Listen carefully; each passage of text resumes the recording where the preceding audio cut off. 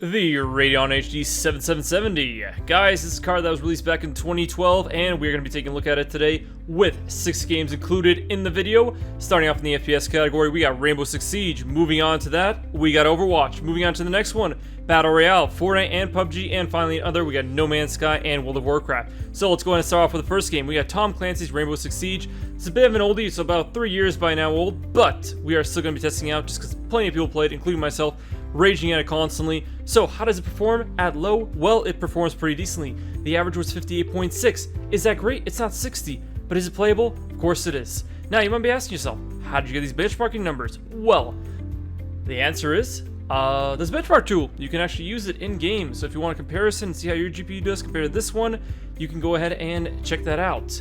Moving on to the high settings, we get an average of 48.8. Still not that bad. It's not as big of a drop as you would think it would be, and to be honest, it is not the highest settings possible. There is technically something higher than high, because games like doing that, like adding an epic setting or something, but it's still nice seeing how it performs.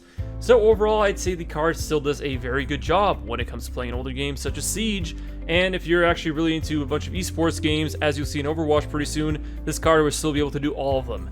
I also, for the fun of it, decided to try 4K with the card, including its 1 GB of VRAM, and you guys can see the results right here. Not that pretty. But let's move on to another esports title. That would be Overwatch. And Overwatch, how well does it play? Well, it plays outstandingly well. And as you can tell from the average FPS right over here, it is above 60. That is right. If you're running any kind of esports title, you're more than likely going to get a very good frame rate with this card. If you're also wondering on the CPU, it is a 2700X from AMD, but I'm pretty sure most CPUs will run this game equivalent, well, within the same range. Let's just say that. How about that? But anyways, look at this. Check it out. At 1080p Epic, we're still getting above 30. Not exactly 60 anymore or anywhere close to that, but hey, it's still kind of playable. If you're used to a 360 or PlayStation 3, I'm sure you get away with it. And also, guys, let's thank Overwatch for introducing the Epic settings. But speaking of Epic, let's try out 4K. Look at that. We only got a gig of VRAM, so obviously it's not going to play too well, and you have to be kind of madman to do this, but for science, we might as well do it. So, how does it run at 4K? Well, as you can see from here, 7 FPS. Is that playable? Of course not.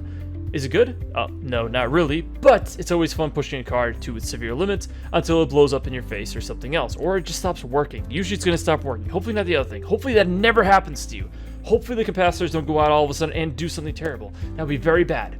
But when you're pushing 4K, anything's possible. Because at the end of the day, it's just a crazy resolution. Alright, let's move on to Battle Royale with PlayerUnknown's Battlegrounds. What is the FPS? Well, it's 39.75. Is that good? Well, for PUBG standards, I consider that pretty good. And surprisingly, I expected this card to do much worse because honestly, my RX 580 does not do very well in PUBG. And of course, every time they patch the performance, my FPS seems to go down, as this game usually does when it comes to FPS. Seriously, if you have a card that can run this game very smoothly, that's a great thing. But for most of us, there is so many performance issues with this game that, I mean, 1080p high, this is actually kind of surprising. You know, I might actually, I'm still at 580 pretty soon. I do actually kind of want better frames. Or, you know, maybe just, optimize your engine just a little tiny bit more. You know, just, don't render things a mile away. But, you know what, why don't we go ahead and move on to the game, which is the direct competitor to PUBG. And that, my friends, if you haven't been on Twitch recently, is a game by the name of Fortnite. How does Fortnite run? Much better than PUBG, let's just say that much. And to be honest, even if you're not a fan of Fortnite and you prefer PUBG, you do have to give it that Fortnite does perform really well. I mean, it's a much easier game to run. Maybe it's not as pretty in some cases, but then again, the art style is very nice for what it is. So let's go ahead and go over the performance. As you saw, low, very playable. When it comes to high, yes, you're only getting about 30, but hey, I mean, if you're used to 30 back on an old console, then I guess that's fine. But guys, I will tell you this much. This is a game that is very playable, and I know everyone loves playing this game, so I'm pretty sure there's people out there with this card that want to know if they can play the game, and of course you can. And you can also download for free. Isn't that crazy? So you don't have to even watch the video. You can just test it out yourself. Yeah, it's a crazy little concept. But it's always nice before you download something to obviously check something out. And yeah, so I mean, what can I say? Fortnite runs on phones, it runs on this GPU, and it's kind of fun. But let's go ahead and try something crazy once more at 4K at low settings, running better than PUBG. You see that? There's actually 3 frames. Yeah, that's called optimization. That's exactly what that's called. And yeah, let's just run every game at 4K. Okay, No Man's Sky. A lot of trouble with this game. in general, it could be the Giga VRAM, it could be something else, but it just does not run well.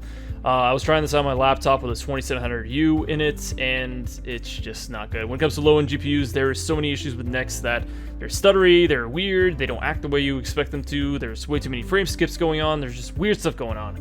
Not even frame skips, just weird FPS drops go up and down, up and up, up and down. But yeah, I'd recommend not playing this game with an older GPU like this. If you can, try and upgrade, or if you really can't, then I'd recommend dropping it down to the SAD resolution of 720, which I really feel like gamers shouldn't have to do nowadays, especially if you have a PC that has a dedicated GPU inside of it. But it is very playable, kind of, sort of, at 720p. 32 is manageable, and you don't exactly need a crazy high frame rate for No Man's Sky, so I guess you could just go ahead and get away with it if you wanted to. And also, if you're wondering why it's doing this weird stuttery stuff, we can move on to World of Warcraft and talk about that. Number one, World of Warcraft runs amazingly well. Battle for Azeroth runs very smoothly. It's World of Warcraft. I've been able to run it on low-end PC since the day it came out, right?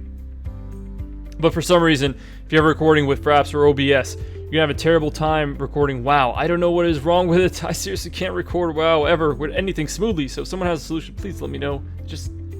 It just eludes me. Like, OBS will freeze, crash, and then Fraps will just hang every few seconds for some reason. And yeah, it's actually kind of playable at 4K. That's the one game, like, at very low settings. In fact, if you drop to 1 settings, you'd probably do pretty well.